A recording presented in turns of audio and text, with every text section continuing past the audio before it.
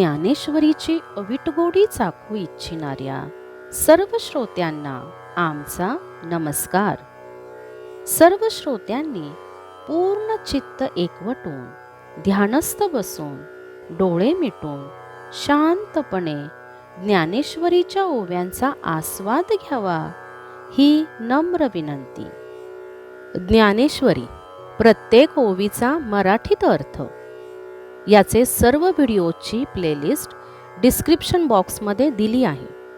तरी आपला एखादा अध्याय किंवा एखादा व्हिडिओ पाहायचा राहिला असल्यास आपण प्लेलिस्ट उघडून सर्व व्हिडिओज पाहू शकता. तसेच येणारे सर्व नवीन व्हिडिओज पाहण्यासाठी आपण चॅनल सबस्क्राईब करू शकता.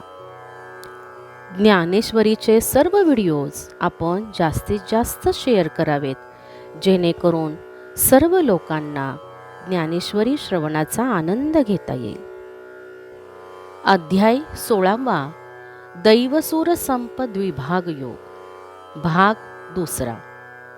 मागील 15व्या अध्यायात भगवंतांनी अर्जुनाला जे गुह्यात गुह्य ज्ञानाचे प्रतिपादन केले त्या ज्ञान प्राप्तीला योग्य अधिकारी असावा लागतो असे सांगितले. प्रस्तुत अध्यायात जिज्ञासूला त्या ज्ञानप्राप्तीसाठी दैवी संपत्ती हेच एक सुलभ आणि श्रेष्ठ साधन आहे असे सांगून दैवी संपत्तीच्या 26 गुणांचे वर्णन भगवंत अर्जुनाला सांगतात. ओवी क्रमांक 51.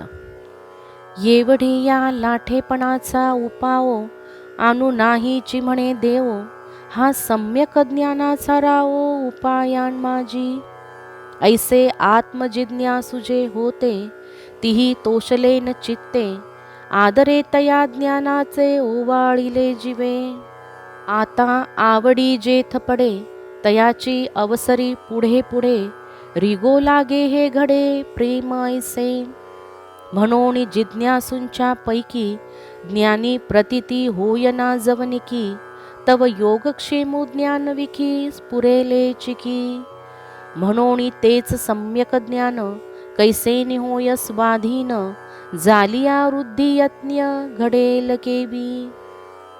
प्रपंचाचा बांध करून जीवाला ब्रह्मसाक्षात्कार करून देणारा ज्ञानाशिवाय एवढ्या सामर्थ्याचा हा यथार्थ ज्ञानाचा उपाय सर्वश्रेष्ठ आहे असे देव अर्जुनास म्हणाले. इतक्या अधिकाराचे जे आत्मजिज्ञासू होते त्यांनी संतुष्ट मनाने मोठ्या बहुमानाने त्या ज्ञानावरून आपले प्राण ओवाळून टाकले. ज्याला ज्या विषयाची आत्यंतिक आवड असते त्याची त्या विषयात पुढे पुढे प्रगती असते हे प्रेमाचे लक्षण आहे. म्हणून त्या जिज्ञासूंपैकी ज्यांना यथार्थ ज्ञानप्राप्तीचा अनुभव होणार नाही अशांना ते कसे प्राप्त होईल आणि प्राप्त झाले तरी कसे टिकेल अशी चिंता होणे स्वाभाविक आहे. म्हणून ते यथार्थ ज्ञान कशाने प्राप्त होईल आणि ते तसे घडल्यास ज्याच्या वृद्धीसाठी कोणते प्रयत्न करावेत. का उपजोची जे न लाहे, जे उपजलेही अभाटासुये, ते ज्ञानी विरुद्ध काय आहे हे जाणावे की. मग जाणतया विरू तयाची वाट वाहती करू, ज्ञानाहिततेची विचारू सर्व भावे. ऐसा जिज्ञासू तुम्ही समस्ती, भावो जो धरिला असे चित्ती, तो पुरवाया लक्ष्मीपती बोलिजेल. ज्ञानासी सुजन्म जोडे, आपली विश्रांतीही वरी वाढे, ते संपत्तीचे पवाडे सांगिजेल दैवी. आणि ज्ञानाचेनी कामाकारे जे राग द्वेषांसी, आसुर्येही घोरे करील रूप. सहज इष्टानिष्ट करणी दोघीची या कौतुकिनी, हे नवमाध्यायी उभारणी केली होती. जे ज्ञानास उत्पन्न होऊ देत नाही अथवा ज्ञान उत्पन्न झाले असता ते आडमार्गाने व्यर्थ घालविते असे ज्ञानाला प्रतिबंध करणारी कोणती गोष्ट आहे हे समजले पाहिजे. म्हणजे ज्ञानाला जो विरोध करणारा असेल त्याला वाटेला लावून देऊ आणि जे ज्ञानाला अनुकूल आहे त्याचाच एकचित्ताने विचार करू. तुम्हा सर्व जिज्ञासूंनी हे कळावे अशी मनात इच्छा धरली आहे. तीच इच्छा पूर्ण करण्यासाठी लक्ष्मीपती भगवान पुढे बोलतील, जी ज्ञानाला जन्म देते आणि आत्मविश्रांतीही वाढीस लागते.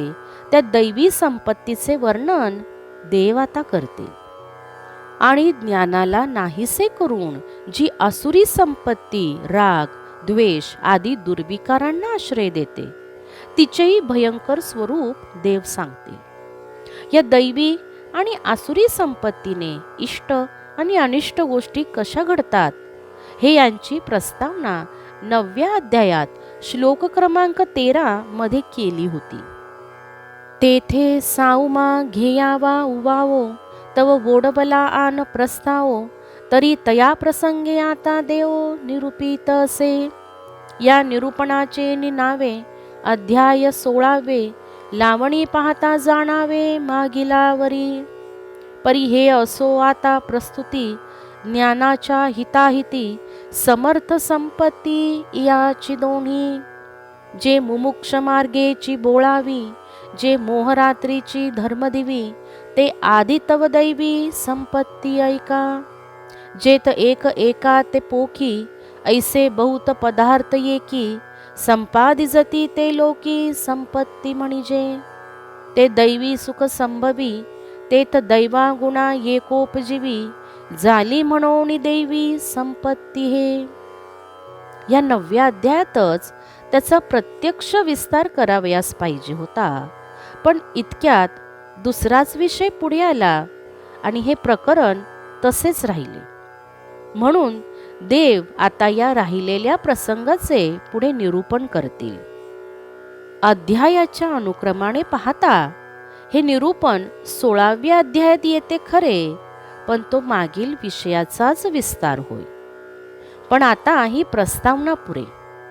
सांप्रत ज्ञानाला इष्ट आणि अनिष्ट करण्याच्या कामी या दोन्ही संपत्ती म्हणजे दैवी आणि असुरी समर्थ आहेत. जी मुमुक्षुला मोक्ष मार्गात सोबत करणारी आणि मोहांधकारातून प्रवास करताना धर्मरूपी मशाल वाट दाखविते, ती दैवी संपत्ती प्रथम ऐका.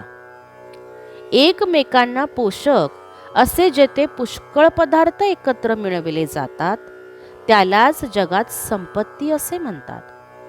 दैवयोगाने अशी सुखप्राप्ती करून देणारी साधने एकत्र झाली म्हणजे ती दैवी संपत्ती होय. आता तयाची दैवगुणा, माझी धुरेचा बैसना, बैसे तया करना अभय ऐसे. तरी न घालुणी महापुरी, न घेपे बुडण्याची शियारी, का रोगू न गणिजे घरी पथ्याचिया. तैसा कर्मा कर्माचिया मोहरा, उठू नेदुणी अहंकारा, संसाराचा दरारा सांडवे येणे. अथवा ऐक्य भावाचे नि पैसे, दुजे मानुणी आत्मा ऐसे, भयवार्ता देशे दवडणे जे. पाणी बुडवू ये मिठाते, तव मिठीची पाणी येते, तेवी आपण झाले नि अद्वैते नाशे भय. अगा अभय येणे नावे, बोली जेते हे जाणावे, सम्यक ज्ञानाचे यागवे धावणे हे. आता या दैवी संपत्तीमध्ये जो गुण श्रेष्ठ आहे, अशा अभय गुणाला मुख्य स्थान लाभले आहे. जो महापुरात उडी घेत नाही, त्याला जसे बुडण्याचे भय असत नाही, किंवा पथ्य सांभाळणाऱ्याला रोग काही करू शकत नाही, तसेच निषिद्ध आणि विहित कर्म करणे अगर न करणे याविषयी जो अंतःकरणात अहंकार उत्पन्न होऊ देत नाही, त्याने संसाराचे भय बाळगण्याचे सोडून द्यावे. अथवा अद्वैत भावाच्या विकासाने सर्वांविषयीस आत्मभाव वाढीस लागून भयाची वार्ता हद्दपार करून टाकणे यास अभय म्हणावे. पाणी मिठाला बुडविण्यासाठी यावे आणि मिठाचेच जसे पाणी व्हावे, त्याप्रमाणे सर्वत्र अद्वैत भावना झाल्यावर भयाचा नाशच होईल. अर्जुना, ज्याला अभय म्हणतात ते असे जाणावे. सम्यक ज्ञानाशिवाय ते साध्य होत नाही. आता सत्वशुद्धी जे म्हणिजे, ते ऐशा चिन्नी जाणिजे, तरी जळे ना विझे राखोडी जैसी. का पाडिवा वाढी न मगे, अवसे तुटी सांडूणी मागे, माझी अतिसूक्ष्म अंगे चंद्रू जैसा राहे. नातरी वार्षिया सांडिली, ग्रीष्मे नाही मांडिली, माझी निज रूपे निवडली गंगा जैसी. तैसी संकल्प विकल्पाची ओढी, सांडूणी रजतमाची कावडी, भोगिता निज धर्माची आवडी बुद्धी उरे. इंद्रिय वर्गे दाखविलिया, विरुद्धात्वा भलिया, विस्मयो काही केलिया नुठी चित्ती. गावा गेलिया वल्लभू, पतिव्रतेचा विरह क्षोभू, भलते सणी हानी लाभू न मणी जेवी. तेवी सत्स्वरूप रुचलेपणे, बुद्धी जे ऐसे अनन्य होणे, ते सत्वशुद्धी म्हणे केशी हंता. आता सत्वशुद्धी म्हणून जिला म्हणतात, ती अशा लक्षणांनी ओळखावी. तर राखुंडी जशी जळत नाही आणि विझत नाही, त्याप्रमाणे शुद्ध बुद्धी संकल्प विकल्पापासून अलिप्त असते. चंद्र जसा शुद्ध प्रतिपदेला कळेची वाढ घेत नाही, परंतु वद्य प्रतिपदेपासून अमावस्येच्या दिवशी कलेचा व्रास मागे टाकून जातो. म्हणजे अमावस्या आणि शुद्ध प्रतिपदा या दोन्ही तिथीच्या मधल्या वेळात चंद्राचे जसे अतिसूक्ष्म रूप असते, किंवा पावसाळा संपून गेला आहे आणि उन्हाळ्यास प्रारंभ झाला नाही, या मधल्या काळात गंगा मध्यम स्थितीत संथपणे वाहत राहते. त्याप्रमाणे संकल्प विकल्पाची ओढ टाकून, रजतमाची कावड टाकून आत्मचिंतनाचे प्रेम भोगणारी बुद्धी आपल्या मूळ स्वरूपाने राहते. तिला सत्वशुद्धी असे म्हणतात. आणि इंद्रियांनी वाईट अथवा चांगले कसेही विषय दाखविले तरी जो आपले चित्त विचलित होऊ देत नाही. पती परगावाला गेला असता पतिव्रतेचे विरहपीडित मन प्रपंचातील इतर लहान मोठ्या हानीकडे लक्ष देत नाही, केवळ उदास वृत्तीने राहते. त्याप्रमाणे आत्मस्वरूपाची गोडी उत्पन्न करणारी बुद्धी त्या ठिकाणी अनन्य होते. तिला सत्वशुद्धी असे म्हणावे, असे केशी दैत्याचा नाश करणारे श्रीकृष्ण सांगतात. आता आत्मलाभाविखी ज्ञान योगा माझी एकी, जे आपुलिया ठाकी हावे भरे. तेथे सगळीये चित्तवृत्ती, त्यागू करणे ऐशारिती, निष्कामे पूर्णाहुती हुताशी जैसी. का सुकुळीने आपुली, आत्मजा सत्कुळीची दिधली, हे असो लक्ष्मी स्थिरावली मुकुंदी जैसी. तैसेनी विकलेपणे, जे योग ज्ञानीच या वृत्ती कहोणे, तो तिजा गुण म्हणे श्रीकृष्णनाथू. आता देहवाचा चित्ते, यथा संपन्ने वित्ते, वैरी जालिया ही आर्ता ते, न वंचने जे का. पत्र पुष्प छाया, फळे मुळे धनंजया, वाटेचा न चुके आलिया वृक्षू जैसा. आता आत्मलाभासाठी ज्ञान किंवा योग या दोन्हीपैकी जे आपल्याला अधिकारानुसार साधेल त्याची उत्कट इच्छा अंतःकरणात बाळगतो. निष्काम यज्ञ कर्म करणाऱ्याने अग्नीमध्ये जशी पूर्णाहुती द्यावी, त्याप्रमाणे सर्व चित्तवृत्ती त्या आवडीच्या साधनाच्या ठिकाणी स्थिर करावी. किंवा कुलवान गृहस्थाने सत्कुलास अर्पण केलेली कन्या त्या कुळाशी अनन्य होते, अथवा लक्ष्मी भगवंताच्या चरणी अनन्य आहे. त्याप्रमाणे योग आणि ज्ञान यांच्या ठिकाणी विकल्परहित भावाने अनन्य होऊन राहणे हा दैवी संपत्तीचा तिसरा गुण आहे असे देव म्हणतात. शत्रू दुःखाने आर्त होऊन आला तरी काया वाचा मनाने यथाशक्ती धनाने त्याला मदत केल्याशिवाय न राहणे असा जो गुण तेच दान होय.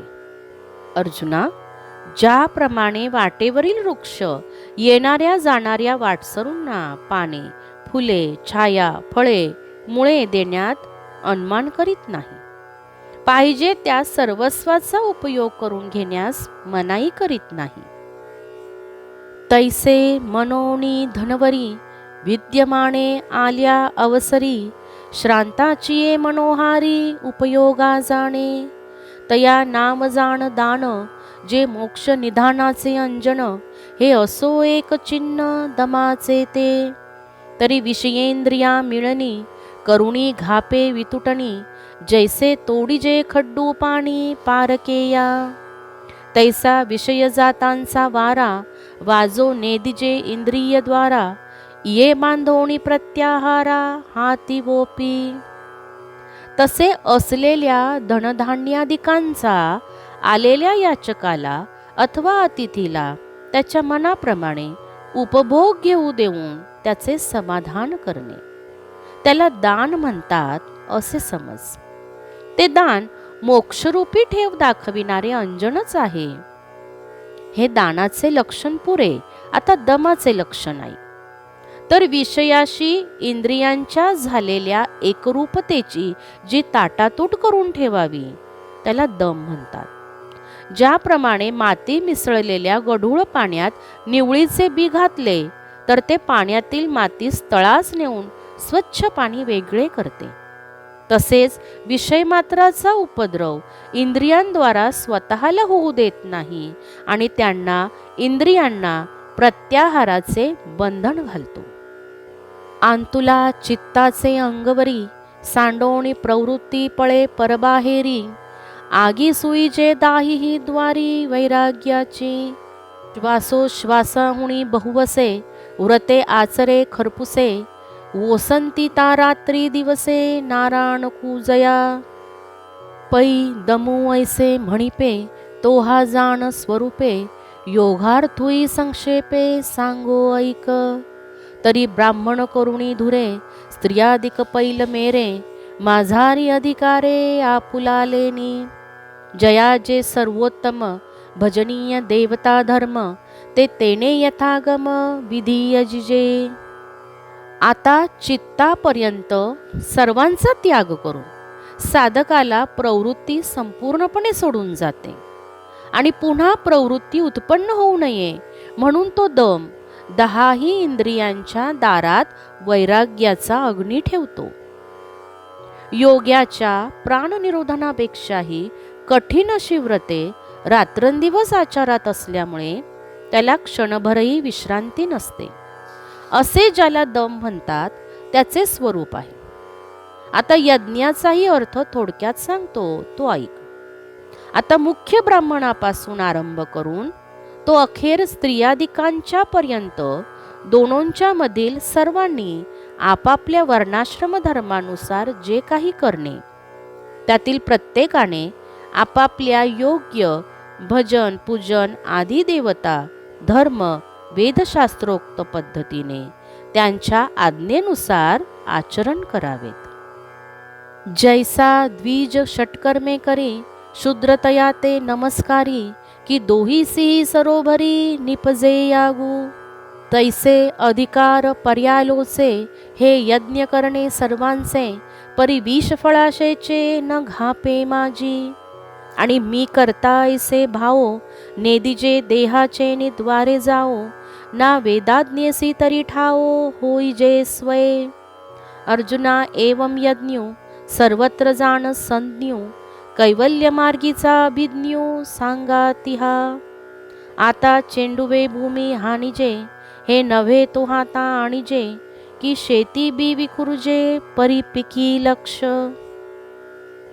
उदाहरणार्थ ब्राह्मणाने अध्ययनादी 6 कर्मे आचरावी, शूद्राने त्याला वंदन करावे. या प्रकारे दोघांनाही यज्ञाचे फळ सारखेच मिळते. याप्रमाणे आपापला अधिकार पाहून सर्वांनी यज्ञाचरण करावे, पण त्यापासून अमुक फलप्राप्ती व्हावी असे आशेचे विष पोटात नसावे. आणि या यज्ञाचा कर्ता मी आहे अशा देहाभिमानाने अहंभावना निर्माण होऊ न देता वेदाची आज्ञा यथासांग पाळावी. अर्जुना, याप्रमाणे अशा लक्षणांनी युक्त असलेला यज्ञ शास्त्राज्ञेनुसार असावा लागतो. हा मोक्ष मार्गातील एक उत्तम सोबती आहे. आता जमिनीवर चेंडू अशासाठी आपटायचा की तो उसळी घेऊन पुन्हा आपल्या हाती यावा, या हेतूने. आणि शेतात धान्याचे बी पेरायचे ते पुढे येण्याच्या, भरघोस पीक मिळण्याच्या उद्देशाने. येथपर्यंत 100 ओव्या समाप्त झाल्या आहेत. यापुढील ओव्या आपण अध्याय 16 आणि भाग 3 यामध्ये पाहणार आहोत. ज्ञानेश्वरी नंतर आपणास दुसरा कोणता ग्रंथ ऐकावयास आवडेल हेही आपण कॉमेंट करून सांगावे. राम कृष्ण हरी. राम कृष्ण हरी.